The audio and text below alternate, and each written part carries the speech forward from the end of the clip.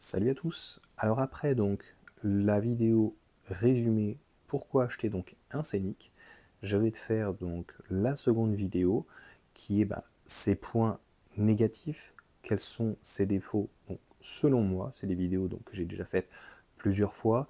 Il y en a qui sont pas d'accord avec moi, il y en a qui vont dire qu'il y en a d'autres points, il y en a qui vont me dire je ne trouve pas, et on va commencer tout de suite par le frunk, où on va me dire oui mais bon Johan c'est pas utile. Moi, je trouve qu'une voiture électrique, c'est une batterie, et en tout cas un moteur sur l'essieu arrière, et donc la place qu'on peut à l'extrême perdre un petit peu dans le coffre, mais qui permet de faire un coffre plat, ça aussi on va en reparler, ça te permet d'avoir un coffre aussi à l'avant. Je peux te dire que c'est très utile. Malheureusement, il n'y en a pas. On est plus sur une voiture thermique où en fait le moteur thermique a été remplacé par un moteur électrique.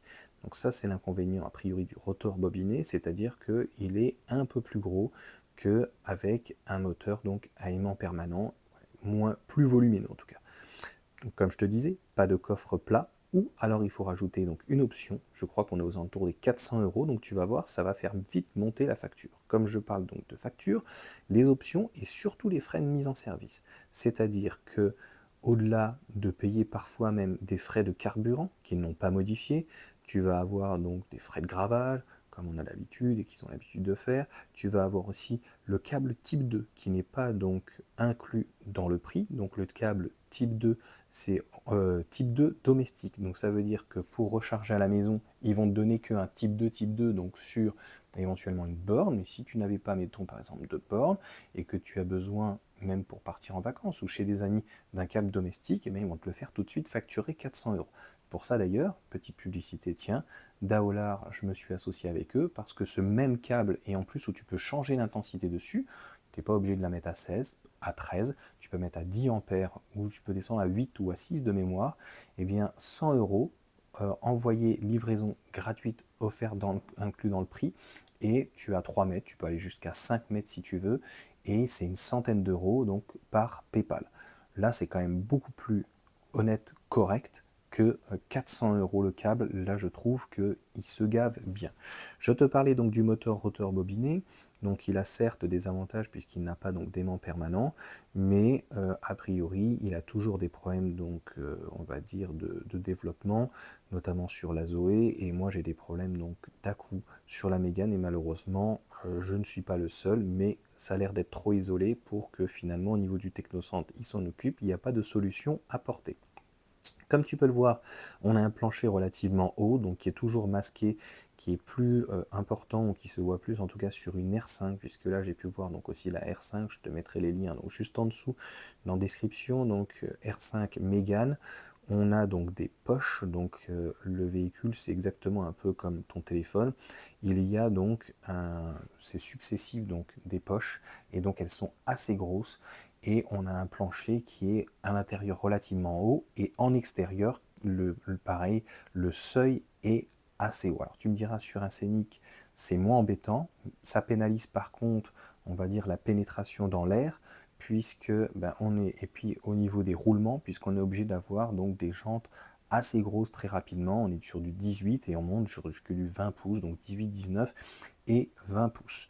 Ce que je trouve dommage aussi, c'est qu'on a le même look intérieur que la Mégane. Donc moi, la R5, je la trouve très jolie, et je ne suis pas un grand fan des très grands écrans. Donc avoir un plus petit écran comme la R5 qui est mignonnette, j'aurais bien voulu avoir un intérieur qui est différent, puisque en extérieur, c'est pas du tout un Scénic. Et par rapport à la gamme, on va dire antérieure, mis à part Symbiose, qui ressemble, qui a un look un petit peu de Scénic, clairement le Scénic ne ressemble à aucun style, on va dire aujourd'hui, de la marque. Une autonomie assez faible, comme je te disais, entre les jantes qui sont très grosses, le châssis qui est assez haut, le plancher, et devant on a plutôt un look assez agressif. Donc obligatoirement sur du 60 kWh de batterie, l'autonomie risque d'être assez faible. Il va falloir quand même faire attention à la vitesse où on roule, et on risque d'être pénalisé notamment sur l'autoroute. Pareil pour la 87 donc kWh. Alors au-delà de l'autonomie, les charges CCS assez faibles. Donc en pic, elle est donnée à 170 donc pour la plus grande batterie. Après, il y a eu des améliorations par rapport à la Mégane. Il t'annonce un 20-80 aux alentours de 35 minutes. Mais si tu fais plus, c'est-à-dire que tu arrives sur un réseau de charge rapide à moins de 10% et que tu veux monter jusqu'à 90%, tu risques de te rapprocher de l'heure, d'être à 1 heure, contrairement à certaines concurrentes où on est à peu près à 30 minutes. Mais ça, c'est le problème aussi des poches, c'est-à-dire qu'en fait, il y a une mauvaise ventilation qui se fait au niveau de la batterie, et donc elle ne peut pas forcément encaisser plus. Donc, avantage et inconvénient. Le manque de puissance, on va dire. Donc, aujourd'hui, Renault travaille sur le 220, donc pour le passer à 270 chevaux. Donc, on n'a pas, on va dire, trop de choix. C'est 170 qui est finalement bridé, donc tout de suite sur la version de base, 220 chevaux, et on n'a pas non plus de 4 roues motrices. Donc c'est une simple traction classique avec un moteur à l'avant. Encore une fois, ça ne participe pas forcément à un comportement meilleur que d'avoir en fait en porte-à-faux un moteur, alors que s'il était sur l'essieu, le centre de gravité, encore une fois, serait meilleur. Pas de bouton dans le coffre pour abaisser les sièges, donc ça je trouve ça vraiment dommage. Ça se fait donc au-delà de mon modèle Y que j'ai, ça se fait depuis très longtemps sur le 3008, hein, depuis de mémoire la première génération. Donc ça se fait chez les constructeurs depuis une vingtaine d'années.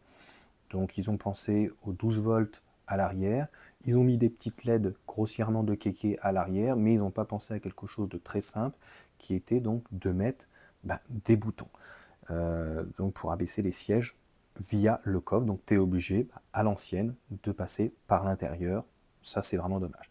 La dernière des choses, trop de boutons, malgré un bel écran, c'est-à-dire que si on a un très grand écran, on devrait avoir moins de boutons, on n'a pas besoin de boutons pour démarrer, on n'a pas besoin en fait d'avoir peut-être la musique ou ce genre de choses. Je pense qu'en termes de boutons, ça pourrait être divisé par deux, sachant qu'il y a une belle barre centrale, donc je pense que ça aurait suffi. Pour le résumer, donc sur la partie on va dire négative, donc il y a aussi énormément de points positifs. Je te laisse aller voir aussi cette vidéo, je te la mets en description. Bonne journée.